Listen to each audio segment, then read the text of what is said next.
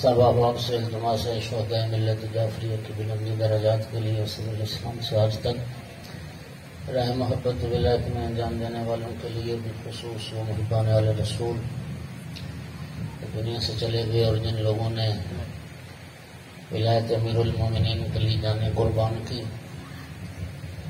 انہیں یاد کرتے ہوئے اپنے اپنے مرحومین کو یاد کرتے ہوئے اور بالاخص بانیان جشن ان کے مرحومین کی مغفرت اور بلندی درجات کے لیے ایک مرتبہ سورہ فاتحہ اور 3 بار سورہ توحید کی تلاوت فرمائیں۔ اعوذ باللہ من الشیطان الرجیم، بسم اللہ الرحمن الرحیم، الحمد للہ رب العالمین الرحمن الرحیم مالک یوم الدین، ایاک نعبد و ایاک نستعین، اهدنا الصراط المستقیم، صراط الذین انعمت علیہم غیر المغضوب علیہم ولا الضالین۔ بسم اللہ الرحمن الرحیم، قل هو اللہ احد اللہ الصمد لم یلد ولم یولد ولم یکن له کفوا احد۔ بسم اللہ الرحمن الرحیم، قل هو اللہ احد اللہ الصمد لم یلد ولم یولد ولم یکن له کفوا احد۔ بسم اللہ الرحمن الرحیم، قل هو اللہ احد اللہ الصمد لم یلد ولم یولد ولم یکن له کفوا احد۔ اللهم اغفر للمؤمنین والمؤمنات والمسلمین والمسلمات الاحیاء منهم والاموات، اللهم تابع بیننا وبینهم بالخیرات انک مجیب الدعوات انک علی کل شیء قدیر۔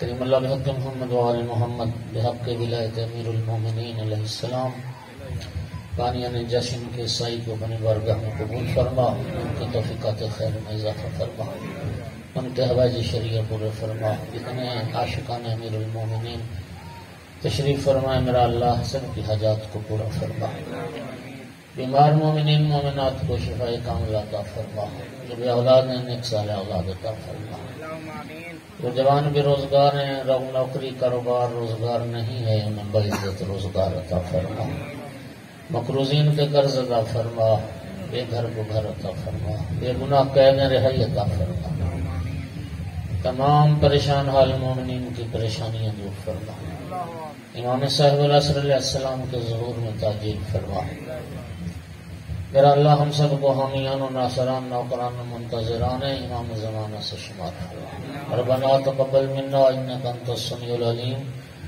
وتب علینا فانک انت التواب الرحیم بجاہ محمد وآل الطاہرین۔ قبولیت دعا کے لیے بلند تر صلوات۔ اعوذ باللہ من الشیطان اللعین الرجیم، بسم اللہ الرحمن الرحیم، الحمد للہ رب العالمین والعاقبۃ للمتقین والجنۃ للمؤمنین والنار للمنافقین، الحمد للہ الذی جعلنا من المتمسکین بولایت علی بن ابی طالب واولادہ المعصومین،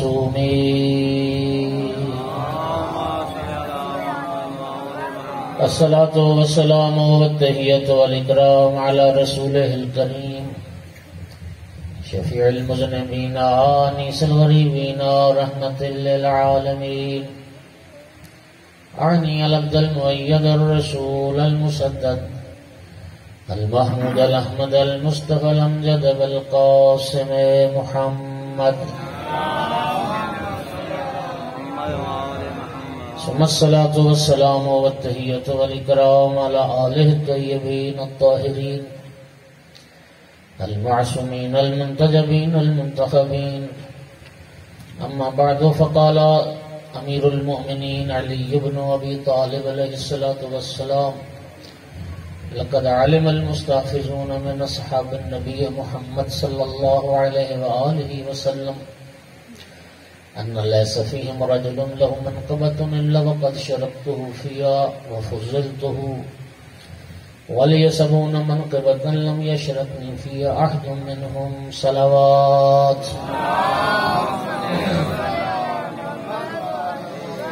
عید غدیر آپ تمام عاشقان امیر المومنین کو بہت مبارک ہو۔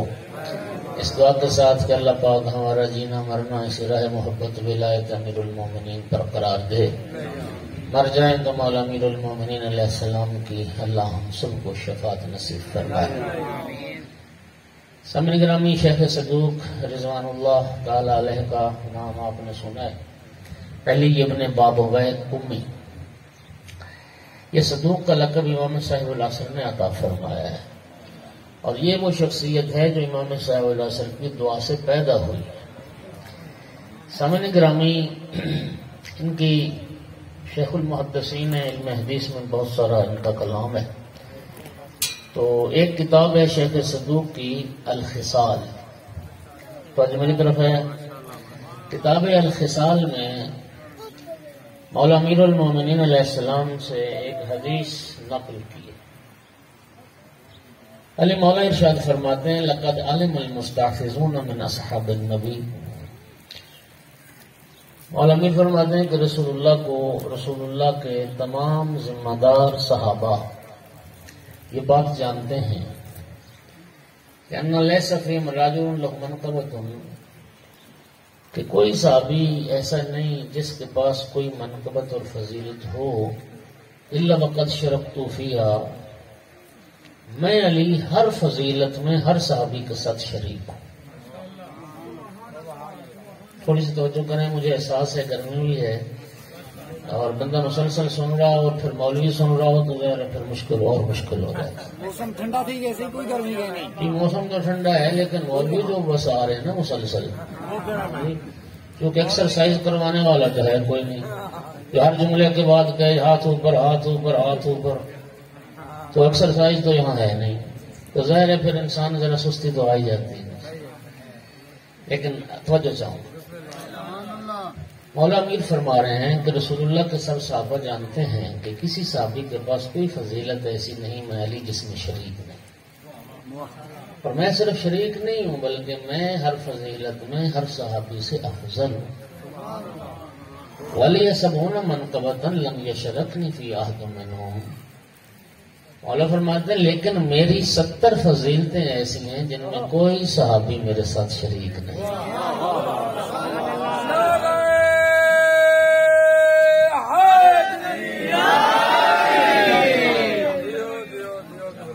ایک فضیلت یہ ہے، استوہبنی رسول اللہ نعوی فی السبا یا فقمت عقیلہ و شریبہ و مونسہ و محدثہ، میری یہ فضیلت جس میں کوئی صحابی میرے ساتھ شریک نہیں، وہ کیا ہے کہ میں بچہ تھا جب رسول اللہ نے مجھے اپنی گود میں اٹھا لیا تھا،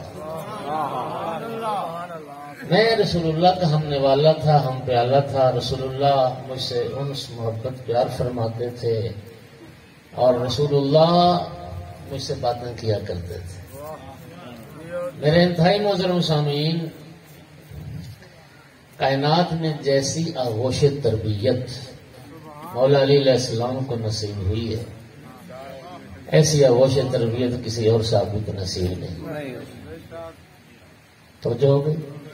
سرکار کی حدیث پڑھنے لگو، فرماتے انا ادیب اللہ وعلی ادیبی، مجھے ادب اللہ نے سکھایا ہے، علی کو ادب میں نے سکھایا ہے۔ مولا علی میری آغوش کے پروردہ ہے، رسول اللہ نے انہیں پالا ہے۔ آیت اللہ العظمیٰ وحید خراسانی حافظہ اللہ، انہوں نے ایک بڑی خوبصورت بات کی، کہنے لگے کہ اگر دنیا میں کوئی بندہ یہ دعویٰ کرے کہ میں دنیا کا سب سے بڑا مالی ہوں، باغبان ہوں، کاشتکار ہوں، مجھ جیسا باغبان اور کوئی نہیں کائنات میں، تو آپ اس کے دعوے کو کیسے سچا سمجھیں گے کہ واقعی یہ دنیا کا سب سے بڑا باغبان ہے اور کاشتکار ہے اور مالی ہے؟ وہ فرماتے ہیں ہم اس کو دنیا کا سب سے بڑا تجربہ کار باغبان اور کاشتکار تب مانیں گے کہ اس باغبان کے حوالے ہم ایک بنجر زمین کر دیں، ایک گندی زمین، شوردار زمین، بنجر زمین، اور وہ زمین اس کے حوالے کر کے اس باغبان سے کہیں کہ ایسی زمین میں تو ایک باغ کھلا کے دکھا، گلستان کھلا کے دکھا، پھول کھلا کے دکھا دے، پھر ہم تجھے مان لیں گے کہ دنیا کا سب سے بڑا باغبان ہے۔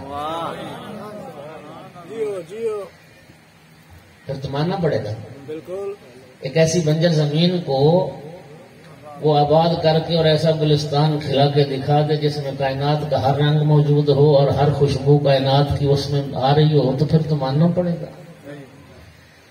خداوند عالم نے سید الانبیاء کے حوالے جو سرزمین کی ہے وہ دنیا کی بنجر ترین سرزمین ہے۔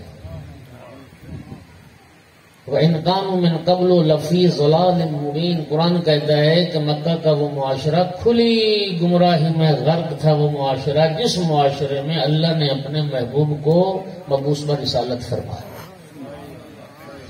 اتنا گندا۔ اچھا ایک بات اور بھی سن لیں، سرکار دو عالم کے مکہ میں مبعوث ہونے کی غرض وجہ یہ نہیں تھی کہ سرکار مکی تھے، نہیں۔ وَإِنْ كَانُوا مِنْ قَبْلُ لَفِي ضَلَالٍ مُبِينٍ، یہ آیت بتا رہی ہے کہ رسول اللہ کے مکہ میں مبعوث ہونے کی غرض یہ تھی، وجہ یہ تھی کہ مکہ کا معاشرہ قرۂ ارض کا سب سے زیادہ گمراہ معاشرہ تھا اور سب سے زیادہ جاہل معاشرہ تھا، سب سے زیادہ فساد اور خرابی وہاں تھی۔ اب سامعین گرامی اس خرابی کو سمجھیں۔ شراب پانی کی طرح پی جاتی ہے، سودی کاروبار ہوتے ہیں، لوگ رزق حلال کو نہیں جانتے، بتوں کی پوجا اور پرستش ہوتی ہے، بیٹیاں زندہ دفن کی جا رہی ہوتی ہیں، عورتوں نے گھروں پہ جھنڈے لگائے ہوتے ہیں، گناہ کی عام دعوت ہوتی ہے، بے گناہ کو لوٹ لینا ہنر جانتے ہیں، بے قصور کو قتل کر دینا لوگ شجاعت سمجھتے ہیں۔ ایسے ماحول اور معاشرے میں رہتے ہوئے سید الانبیاء نے ایک ایسے بچے کی تربیت فرمائی۔ خدا جانتا ہے کہ رسول اللہ کی تربیت کے نتیجے میں وہ بچہ اس بلندی پہ پہنچا کہ 1.25 لاکھ انبیاء کے کمالات اس ایک بچے میں نظر آ رہے تھے۔ نہیں آ رہے تھے کیا؟ مناقب کی کتابوں میں شیعہ سنی نے پیغمبر کی اس حدیث کو نہیں لکھا؟ جس نے آدم کا علم دیکھنا، نوح کا علم دیکھنا، ابراہیم کی خلت، موسیٰ کی ہیبت، عیسیٰ کا زہد، میں محمد کا اخلاق، وَلْيَنْظُرْ إِلَىٰ وَجْهِ عَلِيِّ بْنِ أَبِي طَالِبٍ۔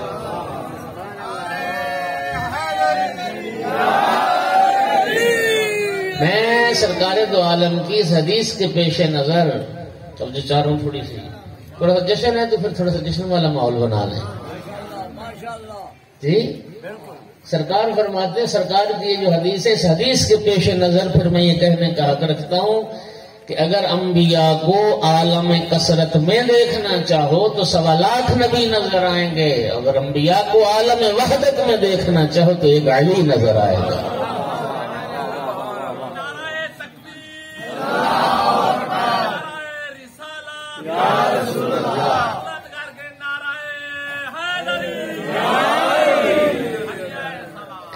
اللہم صلی علی محمد وعلی محمد۔ اور جناب امیر المومنین علیہ السلام نے خطبہ قاصیہ میں نہج البلاغہ کا سب سے مفصل اور طولانی خطبہ ہے۔ اجازت دیتے ہو تھوڑا سا مولا علی کا کلام آج آپ کو سناتا ہوں۔ یقین کیجیے اغیار نے قدر کی ہے نہج البلاغہ کی۔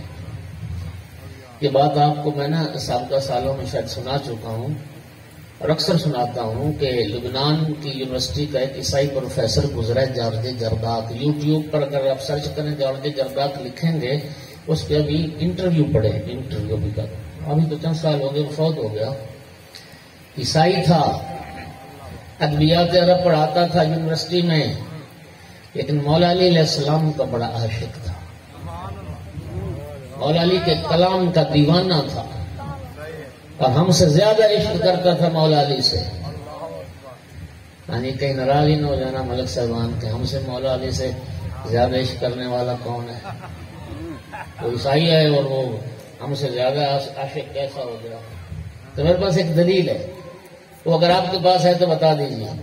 یہ عیسائی ہے، ادبیات عرب پڑھاتا تھا، کلام علی کا اتنا عاشق ہے، اس کی بایوگرافی آپ گوگل پہ جا کے سرچ کر لیں، اس کا جملہ موجود ہے۔ کہتا ہے کہ میں نے زندگی میں 200 بار نہج البلاغہ کا مطالعہ کیا ہے۔ وہ تو ولایت امامت کا عقیدہ ہی نہیں رکھتا۔ علی ولی اللہ تو ہم پڑھتے ہیں، مولا کی ولایت کا عقیدہ تو ہم رکھتے ہیں، ٹھیکیدار بنے ہوئے سارے ولایت کے۔ میں تو اشتہار پڑھ پڑھ حیران ہوتا ہوں، مبلغ ولایت علی، وکیل ولایت علی، مؤذن ولایت علی، ان ولایت کے ٹھیکیداروں سے قسم اٹھا کے پوچھو انہوں نے کبھی زندگی میں نہج البلاغہ دیکھا بھی ہے؟ وہ عیسائی ہو کے کہتا ہے میں نے 200 بار پڑھا ہے نہج البلاغہ کو، لیکن جملہ اس نے بڑا کمال کا تھا، کہتا ہے میں اگر مولا علی کو حضرت عیسیٰ سے افضل کہوں تو میرا مذہب اجازت نہیں دیتا،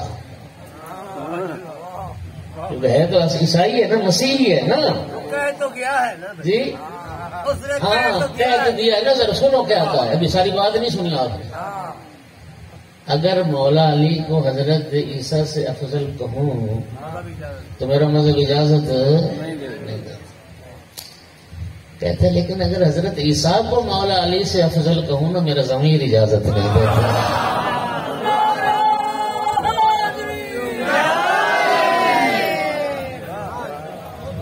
کہتے ہیں جن فضائل و کمالات کا اظہار مولا علیہ السلام سے ہوا حضرت عیسیٰ سے کہاں ہوا؟ ہائے ہائے، چلو بات لمبی نہ ہو جائے، شہید مطہری لکھتے ہیں اپنی ایک کتاب میں کہ برطانیہ میں UK میں ایک لائبریری ہے، ایک کتاب خانہ ہے، اور اس میں صرف ایک کتاب رکھی ہوئی ہے اور وہ ہے نہج البلاغہ۔ اور بھائی جب کتاب خانہ اور لائبریری کی بات آتی تو اس میں ہزاروں لاکھوں کتابیں ہوتی ہیں، ایک کتاب پر مشتمل کتاب خانہ، ایک کتاب سے مراد ایک نسخہ نہیں، نسخے تو ہزاروں لاکھوں پڑے ہیں لیکن صرف نہج البلاغہ رکھا ہوا ہے، نہج البلاغہ کے علاوہ اس لائبریری میں کوئی کتاب نہیں رکھی، اور ان انگریزوں کا یہ دعویٰ ہے کہ نہج البلاغہ کے مقابلے میں کوئی دوسری کتاب رکھنا یہ نہج البلاغہ کی توہین ہے۔ تو پھر ہے نا عشق زیادہ ان لوگوں، ہم نے ایک بار بھی زندگی میں نہیں پڑھا نہج البلاغہ، نام ہی سنتے ہیں نہج البلاغہ جی، نہ کسی نے پڑھ کے سنایا، نہ کسی نے سننے کی تمنا کی، نہ کسی نے تقاضا کیا کہ ہمیں پڑھ کے سناؤ، نتیجتاً یہ ہے کہ ہم نہج البلاغہ کے وارث ہوتے ہوئے بھی نہج البلاغہ سے جاہل مرتے جا رہے ہیں، بس ہم صرف نہج البلاغہ کا نام سن سن کے مر جاتے ہیں، بس اس کے علاوہ کچھ نہیں پتا کہ نہج البلاغہ میں ہے کیا۔ مجھے ایمان سے بتاؤ اصل ولایت وہی نہیں جو شاہ ولایت کا کلام ہے، وہ مولا علی علیہ السلام کا جو کلام ہے، امیر المومنین کے جو ارشادات فرمودات ہیں، اصل ولایت وہ نہیں تو اور ولایت کیا ہے؟ ناراض ہو گئے ہو تو اب اجازت ہے میں مولا کا کلام سناتا ہوں آپ دیکھیے، اس سے افضل کلام یہ ابن ابی الحدید معتزلی جو گزرا ہے نا، یہ اہل سنت ہے، اس نے نہج البلاغہ کی 20 جلدوں میں شرح لکھی، اس سنی عالم نے یہ کہا ہے کہ تحت کلام الخالق و فوق کلام المخلوق کلام علی ابن ابی طالب،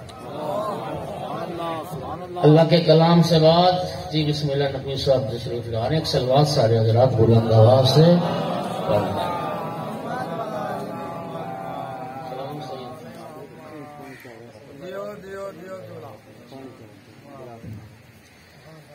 جشن غدیر نا وہ ایک نا اہل منبر کی اصطلاح ہے نا، ذاکرین مولوی سارے ہی اہل منبر جتنے بھی ہیں وہ کہتے ہیں کہ جو خاص مضمون ہوتا ہے نا وہ آخری خطیب کا کام ہوتا ہے، ایسے ہی نا سر تھوڑا سا آپ نے بھی غدیر سنانی ہے، یہ ساری غدیر ہی ہے جو سنا رہا ہوں، اب تو نہج البلاغہ سنا رہے ہیں، چلو آپ بتاؤ نہج البلاغہ غدیر اس کو چلو وہی میں کہہ رہا ہوں ہاں جی کہ نہج البلاغہ کو نکال دو تو اس کی ولایت اس کو اس سے ہٹ کے سمجھتے ہو، مولا علی کا جو کلام ہے وہ ولایت نہیں ہے، ہم نے غدیر کا واقعہ سنا ہے، وہ سنائیں گے نا، وہی تو میں کہہ رہا ہوں کہ وہ سنائیں گے میرے پاس، وہ آخری خطیب کا حق کے سلوات پڑھیں سارے۔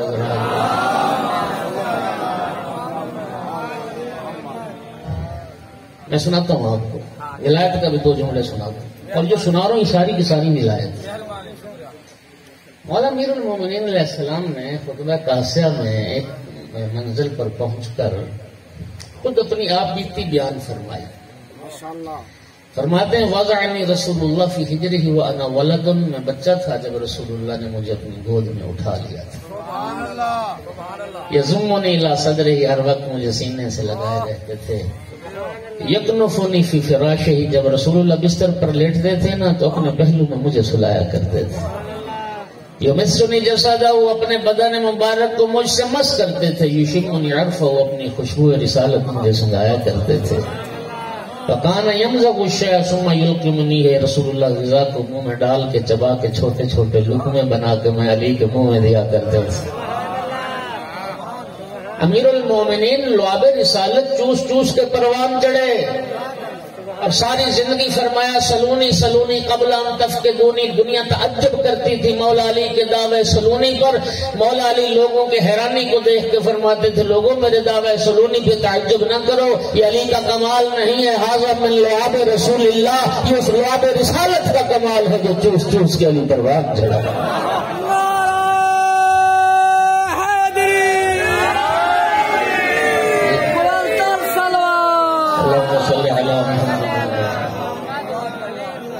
کان یرفع لی من اخلاقی کل یوم علما ثم یامرنی بالاقتداء بہ. سرکار ہر روز اخلاق کے علم بلند کرتے تھے اور مجھے پھر اقتداء کی تلقین فرماتے تھے، پیروی کرنے کا حکم دیتے تھے. اور یقین کریں ایسی پھر مولا علی نے اقتداء کی ہے، اتباع کی ہے. کیسے اتباع کی؟ جملہ سنی فرماتے ہیں وَلَقَدْ كُنْتُ أَتَّبِعُ اتِّبَاعَ الْفَصِيلِ أَفْرَوْا. میں ساری زندگی پیغمبر کے پیچھے پیچھے یوں چلتا رہا جیسے اونٹنی کا بچہ اونٹنی کے پیچھے پیچھے چلا کرتا ہے. ایک جملہ خوبصورت ہے لیکن یہ دو جملے ایسے مجھے بڑا سرور آتا ہے. مولا علی فرماتے ہیں ما وجد لی کذبۃ فی قول ولا خطلۃ فی فعل. رسول اللہ نے میری ساری زندگی میں میری کسی بات میں جھوٹ کا شائبہ تک نہیں پایا. اور بھائی جس کی ساری زندگی میں کسی بات میں جھوٹ کا شائبہ تک نہ ہو وہی تو صدیق اکبر ہوتا ہے. ولا خطلۃ فی فعل، اور رسول اللہ نے ساری زندگی میرے کسی کام کو راہ حق سے ہٹا ہوا نہیں پایا. نتیجہ کیا نکلا؟ مولا علی نے جو کہا جب کہا سچ کہا، جو کیا جب کیا حق کیا. مولا امیر المومنین میزان حق ہیں، معیار حق ہیں. میں حیران ہوتا ہوں، آپ کا بھی مشاہدہ ہوگا، میرا بھی تجربہ ہے. برادران سے کوئی بات وہ کہتے ہیں جی چھوڑو مذہب کی بات نہیں کرنی چاہیے، بندہ قبر میں جائے گا تو حق باطل کا پتہ چل جائے گا، سچ جھوٹ کا پتہ چل جائے گا. اور میرا بھائی قبر میں تو پتہ چل جائے گا تو باطل پہ مر گیا تو پھر تجھے چھٹکارا کیسے ہوگا، تو نجات کیسے پائے؟ یہ حق باطل کا قبر میں پتہ چلنا تھا تو اللہ نے انبیاء کیوں بھیجے؟ اللہ نے ہادیان برحق کو کیوں بھیجا؟ اللہ نے کتاب ہدایت کیوں نازل کی؟ اللہ پاک تو قرآن میں فرماتا لا تلبسوا الحق بالباطل، لا تلبسوا الحق بالباطل. حق کو باطل کے ساتھ مت ملاؤ، حق کے پیروکار بنو. نبی کریم آپ کیا سمجھتے ہیں؟ نبی کریم حق واضح کر کے نہیں گئے تو نبی آئے کیوں تھے؟ رسول اللہ نے حق واضح نہیں کیا تو آئے کیوں تھے؟ رسول اللہ تو حق واضح کر کے چلے گئے. جناب عمار یاسر رضی اللہ تعالی عنہ جلیل المرتبہ صحابی رسول اللہ کے، اگر برادران کی حدیث کی کتابوں میں یہ حدیث نہ تو میں مجرم ہوں. جناب عمار یاسر کو رسول اللہ نے فرمایا تھا نا یا عمار ستقتلک فئۃ باغیہ، اے عمار تجھے ان قریب ایک باغی گروہ قتل کرے گا، تم باغی گروہ کے ہاتھوں مارے جاؤ گے. اور میرا بھائی رسول نے تو بتا دیا کہ باغی گروہ کون ہے. اب باغی کی محبت تیرے دل سے نہ نکلے رسول کیا کرے؟ اب تو باغی کا دامن نہ چھوڑے تو رسول کیا کرے؟ رسول نے تو بتا دیا جو علی کے مقابلے میں آئے گا وہ باغی ہے، باغی. اور عمار تجھے ایک باغی گروہ قتل کرے گا. اگلا جملہ بھی سن لو، فرمایا عمار تو ان لوگوں کو جنت کی طرف بلائے گا، وہ لوگوں کو جہنم کی طرف بلائے گا. سمجھو بات؟ رسول اللہ نے نہیں فرمایا الحق مع علی وعلی مع الحق.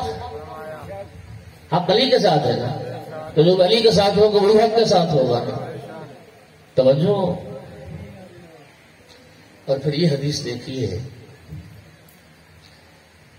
یہ اہل سنت کے معتبر ترین منابع میں یہ حدیث موجود ہے.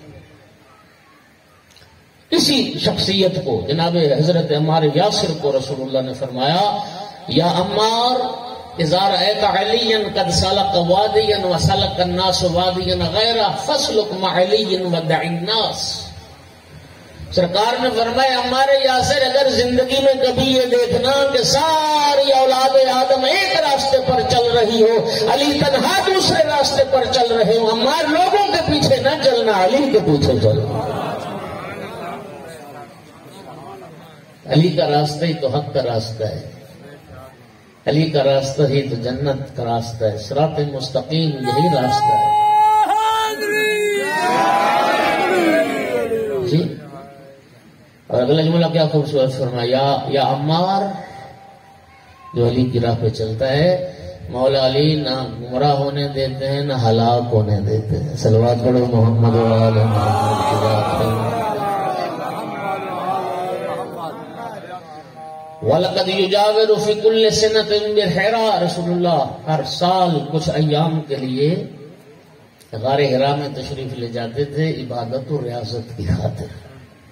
جملہ سنیے ذرا، یہ اعلان یہ بعثت پیغمبر سے پہلے کی بات ہے. علی مولا فرماتے ہیں فَأَرَاهُ وَلَا يَرَاهُ غَيْرِي. اس غار حرا میں رسول اللہ کو میں دیکھا کرتا تھا، میں غار حرا میں رسول اللہ کے پاس جایا کرتا تھا، میرے علاوہ کوئی نہیں جایا کرتا. وَلَمْ يَجْمَعْ بَيْتٌ وَاحِدٌ يَوْمَئِذٍ فِي الْإِسْلَامِ غَيْرُ رَسُولِ اللَّهِ وَخَدِیجَہ. رسول اللہ اور جناب خدیجۃ الکبریٰ کے گھر کی چار دیواری کے سوا کسی گھر میں اسلام نہیں تھا، تیسرا میں علی تھا. انی ارا نور الوحی و اشم ریح النبوہ. جب وحی آتی تھی میں علی نور وحی کو دیکھتا تھا، میں جبرائیل کو دیکھتا تھا جب آیات لے کے آتا تھا، اور میں خوشبو رسالت کو سونگا کرتا تھا. وَلَقَدْ سَمِعْتُ رَنَّةَ الشَّيْطَانِ حِينَ نَزَلَ الْوَحْيُ عَلَيْهِ. اور جس دن غار حرا میں پہلی وحی رسول اللہ پر نازل ہوئی میں علی اس دن بھی رسول اللہ کے پاس موجود تھا. میں پہلی وحی کے وقت بھی رسول اللہ کے پاس موجود تھا.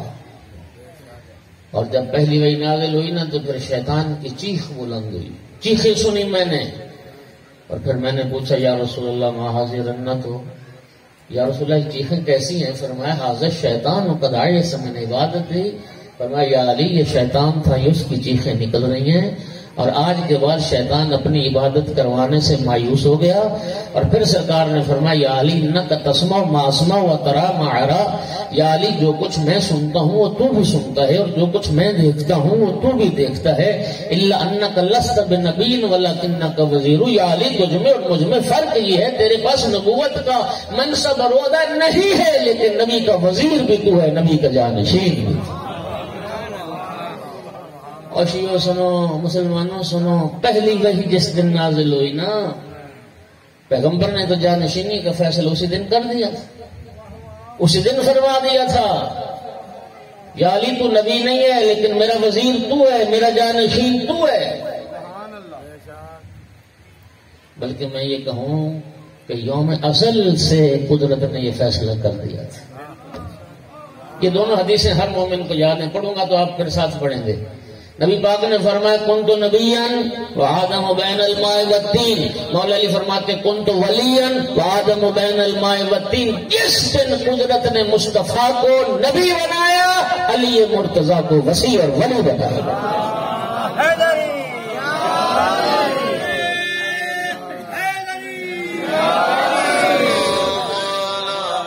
اللہم صلی علی محمد وعلی محمد. اور پھر سنیے، پھر رسول اللہ نے زندگی میں متعدد بار مولا امیر المومنین کی ولایت کے